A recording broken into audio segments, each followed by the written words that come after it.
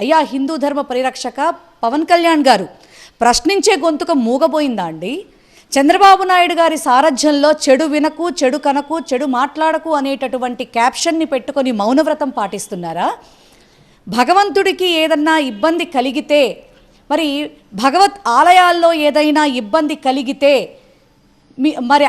మరి రాష్ట్ర ప్రజల విషయంలో ఎట్లాగో మాట్లాడట్లేదు. ఇప్పటి వరకు జరిగినటువంటి సంఘటనల్లో కూడా ఇప్పటి వరకు ఏ దేవాలయాల్లో ఏ సంఘటనలు జరిగినా కూడా మీరు మాట్లాడలేదు.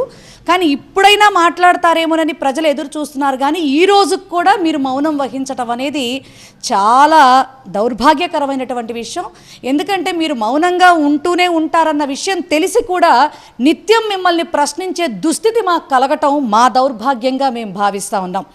నిజంగా ఈ రాష్ట్ర ప్రజలు మిమ్మల్ని నమ్మి ఓట్లేసి మిమ్మల్ని ఎంతో ఉన్నతంగా ఎన్నుకుంటే ప్రజలకి మాత్రమే మీరు అన్యాయం చేయటం కాదు, దైవం విషయంలో కూడా చాలా నిర్లక్ష్యంగా వ్యవహరిస్తున్నటువంటి మీ వ్యవహార శైలికి ఖచ్చితంగా భగవంతుడు 29లో ఖచ్చితంగా చెక్ పెట్టి తీరతాడు అని చెప్పని మాత్రం నేను ఖచ్చితంగా చెప్పగలను.